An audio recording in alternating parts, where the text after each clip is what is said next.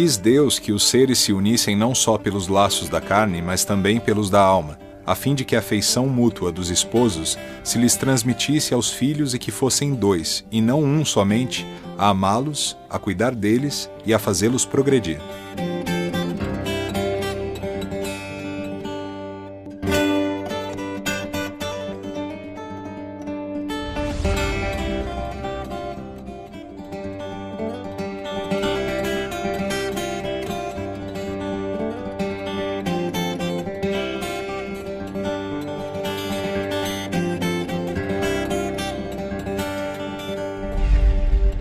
Quando nós falamos de casamento saudável, nós gostaríamos de apontar a família como base de um relacionamento. Essa família pode ser construída, pode ser constituída de maneira formal ou não. De toda forma, é um relacionamento estável, forte, que serve como estrutura. Estrutura significa algo que tenha força suficiente para que se possa construir em cima. E nós temos na doutrina espírita o entendimento de que a família é uma organização de origem divina. Ela tem uma função educadora e nós podemos aprender através da vivência coletiva, da vivência em família. Mas a pergunta que surge é, se é uma organização de origem divina, por que dá tanta confusão? A doutrina dos Espíritos, no Evangelho segundo o Espiritismo, no capítulo 22, vai falar sobre a união de duas pessoas. É importante que nós tenhamos na nossa consciência que antes de nós reencarnarmos, nós assumimos na vida existencial várias etapas e vários processos pelos quais nós iremos passar. Então, um compromisso que nós assumimos no mundo espiritual de numa determinada existência, encontrar uma pessoa para lhe constituir uma família e ter os seus filhos. Então, quando nós assumimos esse compromisso no mundo espiritual, naquela existência se torna o nosso destino. Emmanuel nos diz que a família é formada por agentes diversos. E esses agentes diversos se encontram ou reencontram para ajustes e reajustes, entre amigos e inimigos, entre afetos e desafetos. E esse reajuste ou esse ajuste, ele é indispensável diante das leis do destino. Mas por que não conseguimos muitas vezes nos relacionar bem com quem nós amamos? Nós trazemos condicionamentos de existências anteriores, onde às vezes com aquela pessoa que hoje amamos, tivemos outras dificuldades. Então existem os condicionamentos e no dia a dia, quando alguma lembrança, alguma atitude, alguma fala, alguma situação nos remete àquela existência anterior, isso parece que abre um campo e dificulta esse amor, a aplicação dessa caridade, vamos dizer assim, desinteressada. Porque o ideal seria que no dia a dia, os relacionamentos, cada um pudesse oferecer ao outro o de melhor para o outro ou o que ele quer para si. Porque nós também aprendemos na doutrina que o bem é um fiel da balança. Ele mantém nos pratos, de um lado, o amor e do outro lado a justiça, que é querer fazer para o outro o que nós gostaríamos que o outro nos fizesse. Agora, o que é casamento? Casamento é uma questão também delicada, porque todo mundo quer casar. As pessoas que não se casam têm uma grande dificuldade, se sentem às vezes inadequadas. Né? Essas pessoas que se sentem inadequadas, muitas vezes querem um relacionamento, mas têm dificuldade até de se manter dentro daquilo que é uma proposta de casamento. Então, não é fácil para isso. Emmanuel nos diz, em Vida e Sexo, que casamento é o regime de convivência no qual duas pessoas se confiam uma à outra no campo da assistência mútua. Ele não diz, é o regime de convivência entre duas pessoas que se amam. Ele diz, regime de convivência no qual duas pessoas se confiam uma à outra no campo da assistência mútua. Então veja, não é um conceito romântico, mas ele é muito verdadeiro. Né? Ele não é um conceito que a gente tenha vontade de dizer, olha, eu vou me casar com você, eu vou me confiar a você, para que você me dê assistência no meu projeto de crescimento. Por quê? Porque o entendimento é de que o casamento, os relacionamentos, a vida, tudo isso que compõe esse tipo de vivência, seja um processo de amorização. Nós vamos amorizando as nossas relações, nós vamos nos tornando mais sensíveis diante de determinados relacionamentos. E quando então os casais se encontram, a importância de, num primeiro momento, cada um observar isso, e se ele tem medos, ele tem receios, ou ele tem dores, ou ele tem traumas, o outro também tem. E de que maneira se pode criar um espaço para esse relacionamento, apesar das dificuldades, mas que o amor possa abarcar todos esses sentimentos, porque nós acreditamos que no amor cabem todos os sentimentos. É a transformação do instinto em sensação, da sensação em emoção, a emoção em sentimento, e o mais nobre é o amor.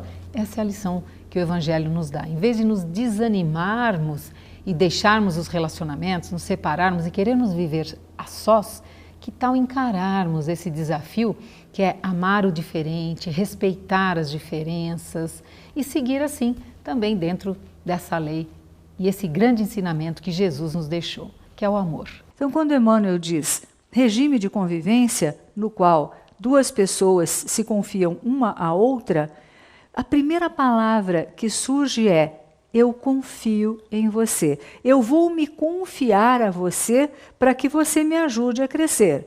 E você pode se confiar, pode acreditar que eu vou ser a pessoa a te apoiar nas dificuldades ou nas suas necessidades.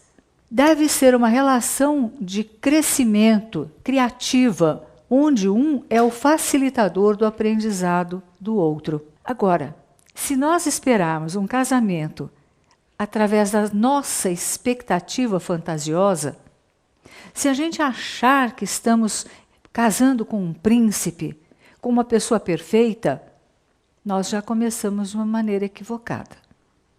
Então, deve ser de crescimento, portanto, terá sempre fatos novos, situações novas, situações que vão nos desafiar a entender as coisas de um outro jeito. Não dá para que nós depositemos naquela pessoa que a gente se casou, ou que estamos namorando, ou estamos enamorados por alguém, expectativas que ela não vai poder cumprir, porque quem faz o caminho somos nós mesmos.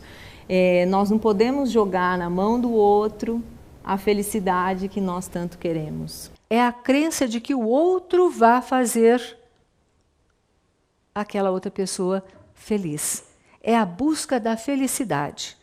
Eu vou fazer você feliz, ou eu espero que você me faça feliz. E aí nós já temos uma confusão garantida. Porque casamento e felicidade não necessariamente caminham juntos.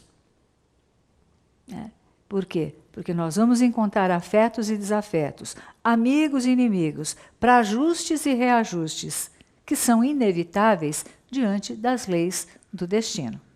Então nós não podemos acreditar no casamento como a fonte da felicidade. Por quê? Porque ninguém tem a capacidade ou o dever de nos fazer felizes.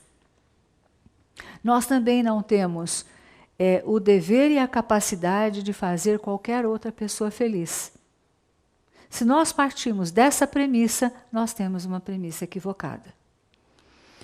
Mas eu posso, pela confiança, pelo carinho, pela amizade, pelo nosso entendimento de amor, eu posso levar isso para o meu relacionamento, eu posso levar isso para o meu casamento. Eu costumo brincar com as pessoas: se você vai atrás de felicidade, casamento não necessariamente vai te dar a resposta buscada. Se você vai em busca de se tornar uma pessoa melhor, casamento é uma boa oportunidade. Nós temos muita dificuldade de aceitar o outro como o outro é.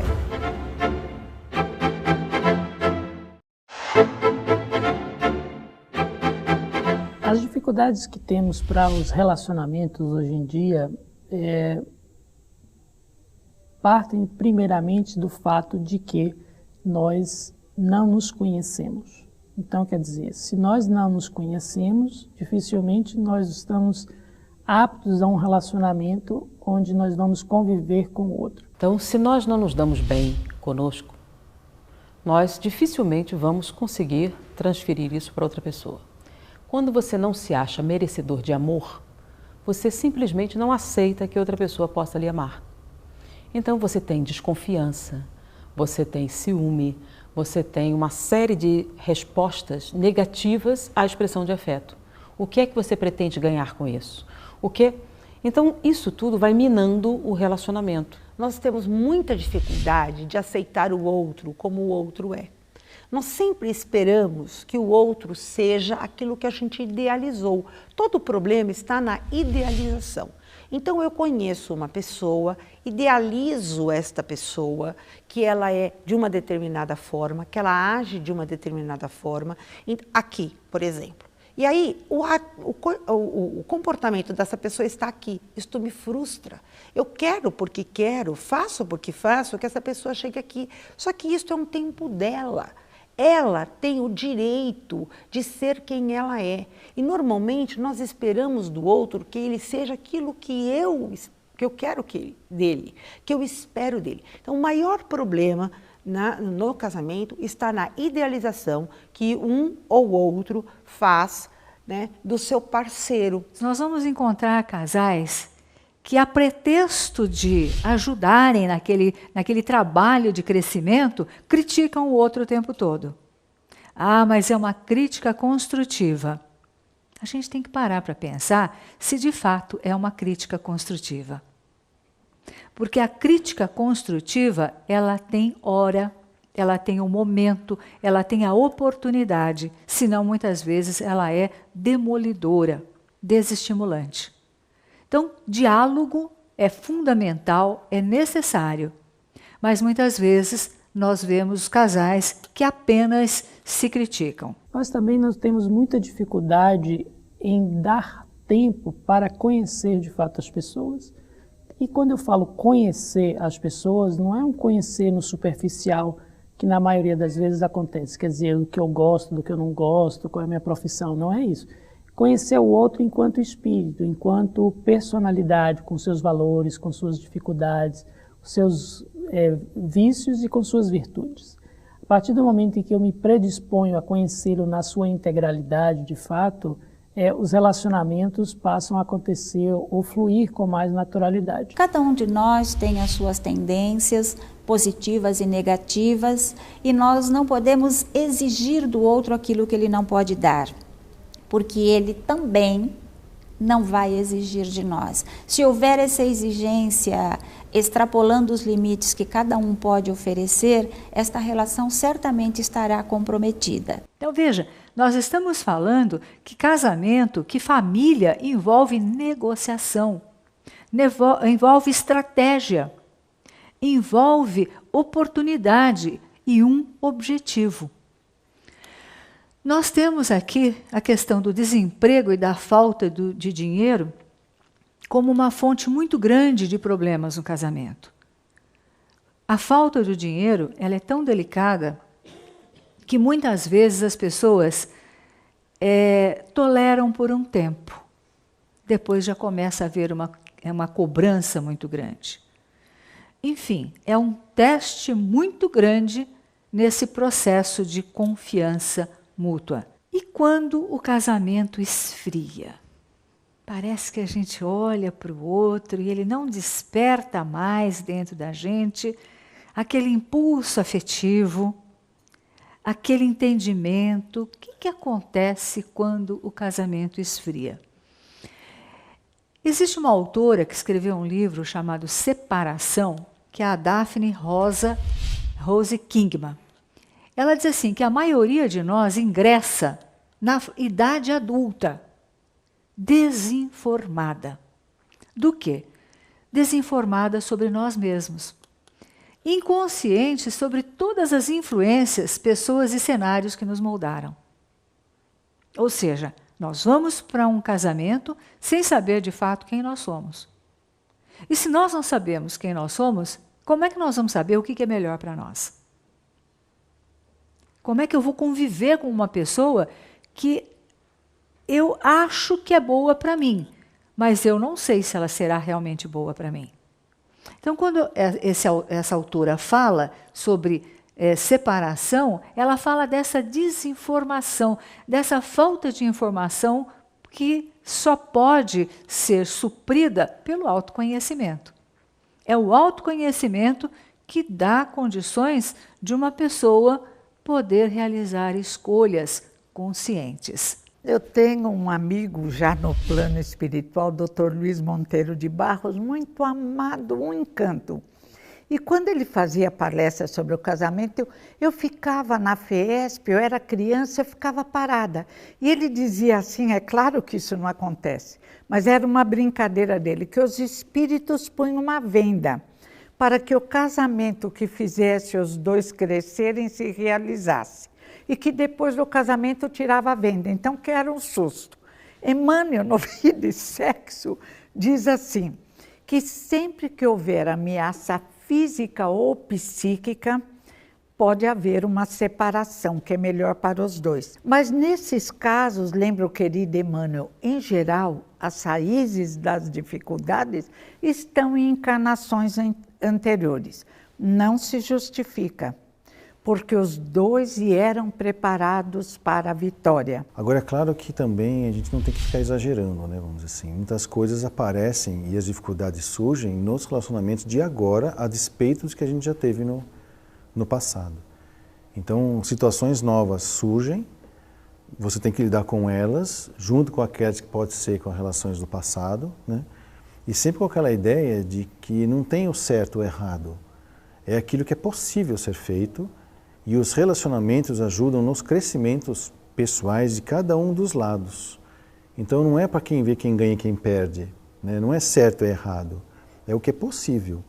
E muitas vezes conviver com uma dificuldade em relação ao cônjuge, por exemplo, é que é o meu treinamento para aquela minha necessidade psicopedagógica de aprendizado, inclusive a nível biológico, a nível psicológico, social e espiritual.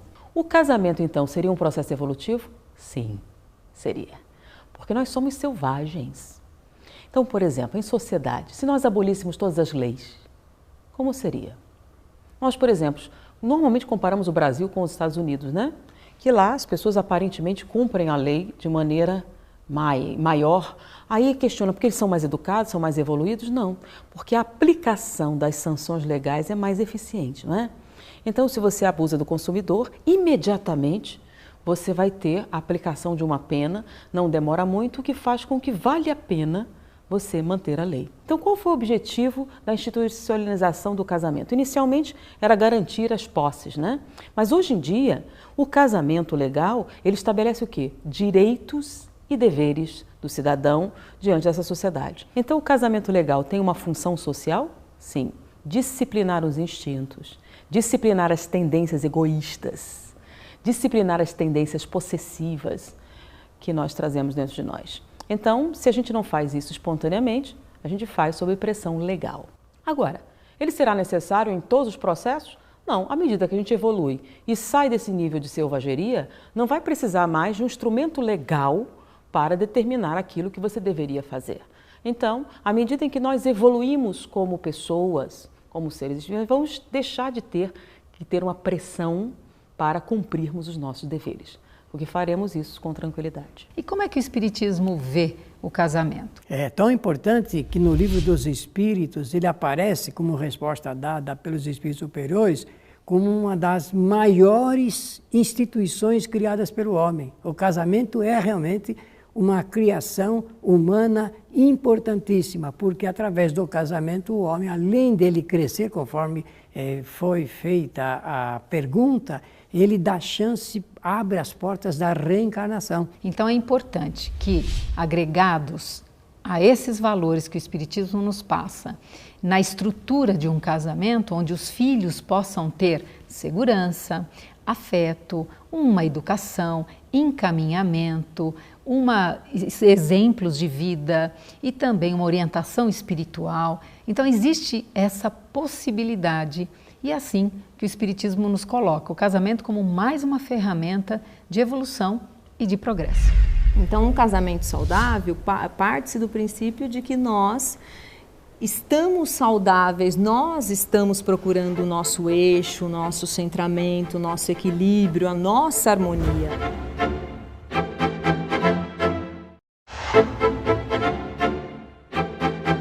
Para manter um relacionamento, um casamento saudável, primeiro você observa você mesmo, como é que é o seu casamento com você.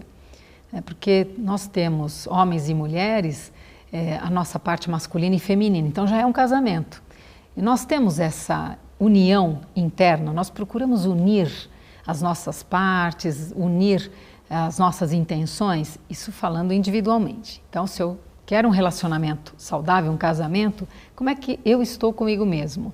E a pessoa está com ela mesma. Então, um casamento saudável parte-se do princípio de que nós estamos saudáveis, nós estamos procurando o nosso eixo, o nosso centramento, o nosso equilíbrio, a nossa harmonia.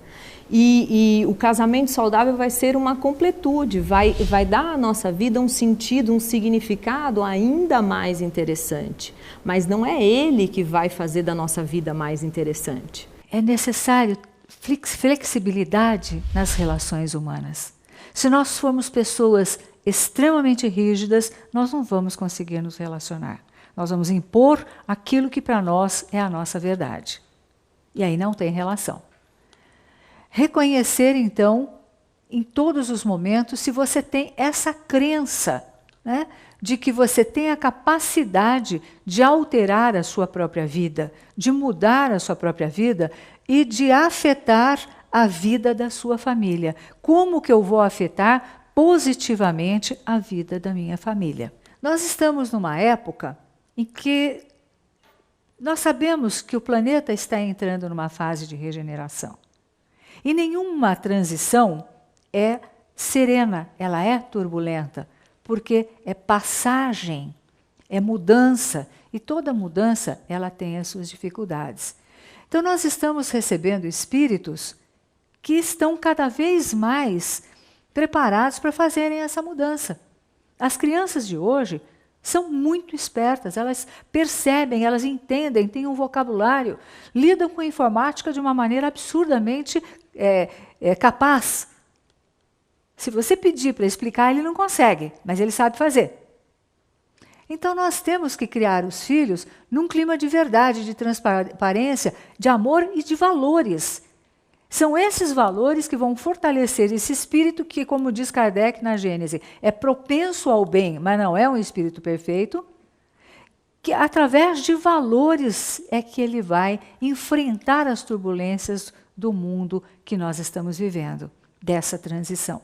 Porque a partir do momento que nós nos aceitamos, reconhecemos aquilo que temos de bom, com as nossas luzes, com as nossas sombras, nós vamos poder ver no outro também essa pessoa que está encaminhada, tão imperfeita quanto nós, e que está procurando acertar.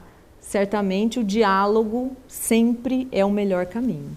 E aí, no segundo momento, como é que o casal pode estar, então, vivendo um relacionamento saudável? Primeiro, respeitando as individualidades, respeitando o outro e a história do outro, porque muitas vezes as pessoas se amam, mas elas não respeitam as famílias. Então, isso também há uma implicação nesse sentido. Eu acho muito importante, entre duas pessoas, elas não só olharem para si mesmas, mas olharem na mesma direção. O que eu quero dizer com isso? Não sugiro que as duas pessoas sejam iguais. Não, as diferenças também se complementam. Mas olhar numa mesma direção é ter uma direção transcendente. E não simplesmente um olhar para o outro. Por direção transcendente, eu digo ter uma causa em comum. Ambos vivenciarem a elevação como uma forma de alimento espiritual. Ambos tendo como fim último de realização a alegria interior. Ambos motivados pelo interesse nobre de doação, de caridade. Então, tudo isso eleva o relacionamento e torna muito mais rica a relação e muito mais carregada de significado. Um relacionamento saudável é aquele que coloca a própria relação a serviço de cada um, da relação, dos filhos e de algo mais.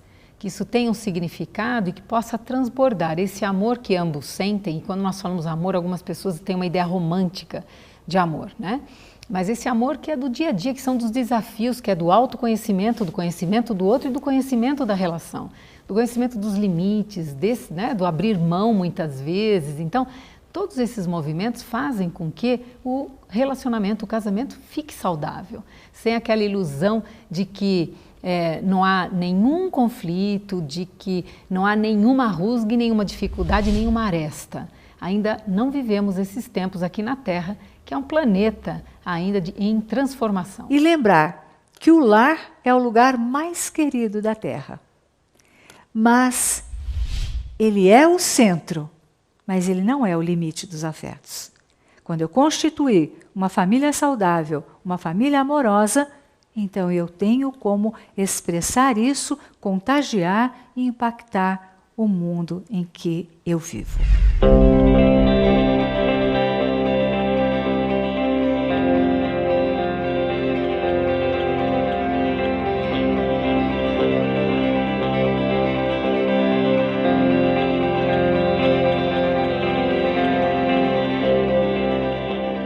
Na origem da humanidade, quando os homens ainda não estavam pervertidos pelo egoísmo e pelo orgulho e viviam segundo a lei de Deus, as uniões derivando da simpatia e não da vaidade ou da ambição, nenhum ensejo davam ao repúdio.